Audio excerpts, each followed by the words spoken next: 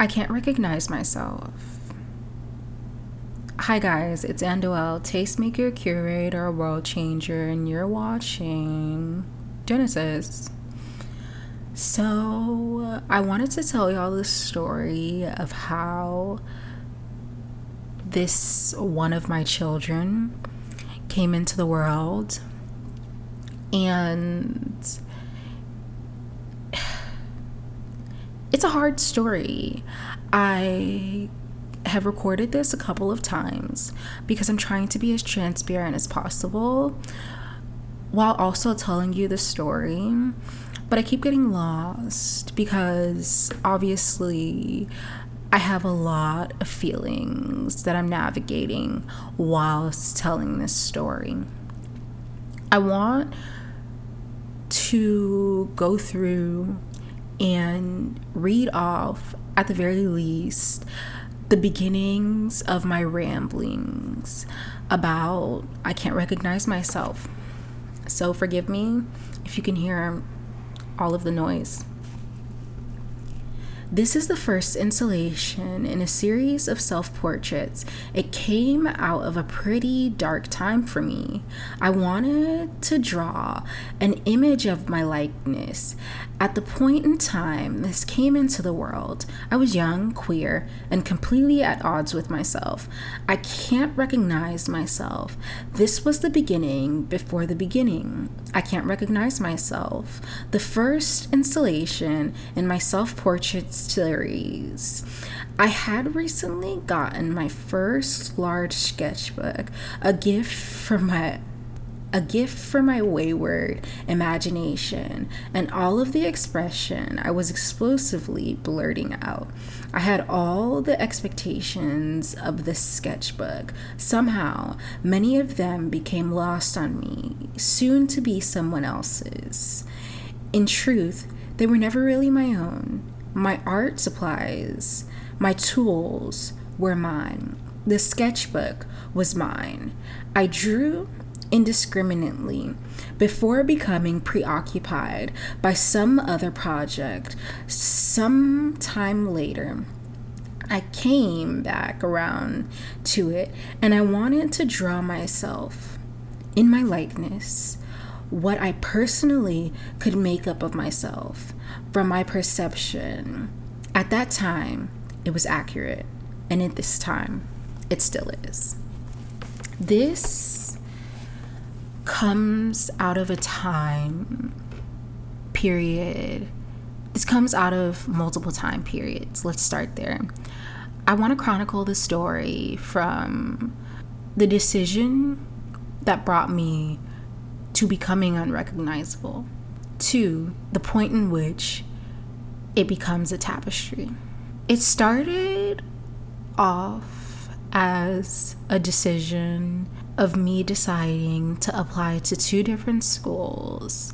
At the time, I wasn't exactly sure which one I wanted to go to, but I was always one of those children who believed that freedom is the ability to make decisions with all of the required information necessary. And so I did what freedom meant to me and applied. After submitting my application, both schools got back to me stating that they would be excited to have me attend their institutions. And so I told my parents. At this point, disappointment left a nasty taste on my tongue. And I could not allow myself to taste the disappointment of my parents before they knew that I had applied. Inevitably, in an effort to keep up appearances, I was forced to attend the lesser of my 2 options, which was a normal school. It was academics based. There were no sports. There were no real arts. It was bland. It was a sterile environment. I hate sterility. There's irony in that. Some you'll soon come to find in a couple of years when I'm willing to tell my story as it exists now. And I was forced to become a shell of myself at the school. One thing about institutions of higher education is that deviation from the beaten path is beaten out of you, tooth and rod. They will hammer the nail that sticks out. And I, unfortunately, was that nail. I was a strong young woman. I still am a strong young woman. And in this environment, I had a lot I was hiding. I grew up in a very Christian household. And like I said, I was queer. I befriended somebody and trusted them with my darkest secret, hoping that the light that connected the two of us could shine until the end of our days. But that was very naive, and I paid for it.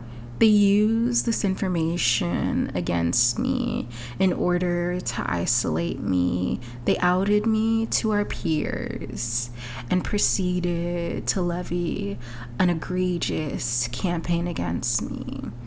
Freshman year was spent alone in a daze. Inevitably, I found two of the brightest lights of my adolescence. Ironically, both names start with A. For their privacy, I won't say their names. I'm just gonna say my shining stars. We're gonna call them Andromeda. Andromeda saved my life. The Andromedas saved my life. They encouraged me to continue with my creativity, and they stated to me often that they admired me. They lifted me up in the darkest of my times, and I still, till this day, cannot thank them enough. However, back to our story. The school year ended. It was a bad school year for me. It was terrible. Mentally, I was in a sunken place. My grades weren't all too well. I had mediocre grades. And we were encouraged into these classist archetypes that somehow you would never be successful if you didn't amass a position in the top 20, and you didn't have a chance if you weren't even top 30.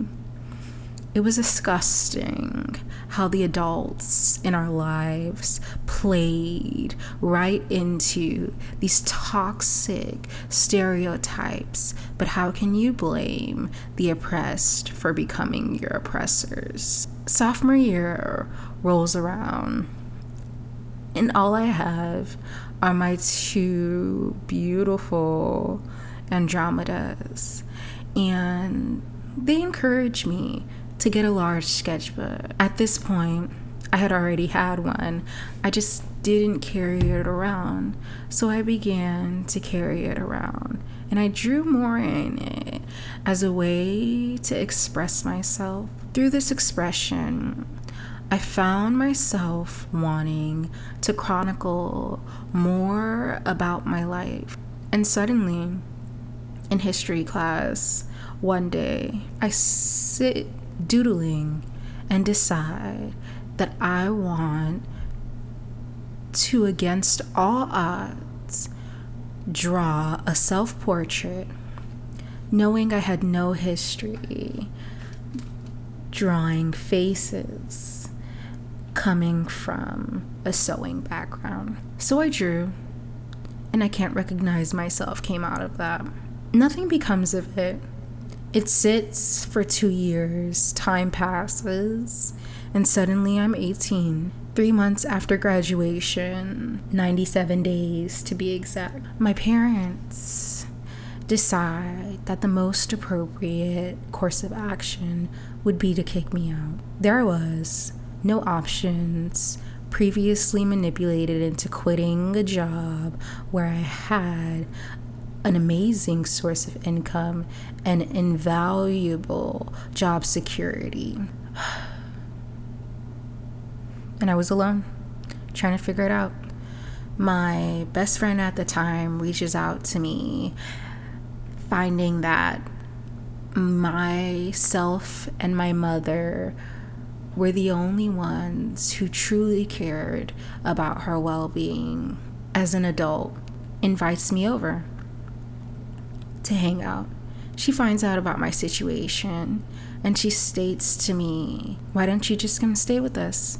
So I stay with my best friend for 6 months. During those 6 months, I learned more than I've ever had the pleasure of learning about the true impacts of homophobia, having understood how conversion therapy can deny a person of their identity, how trauma can shape a brain, and how bipolar can look so much like regular life.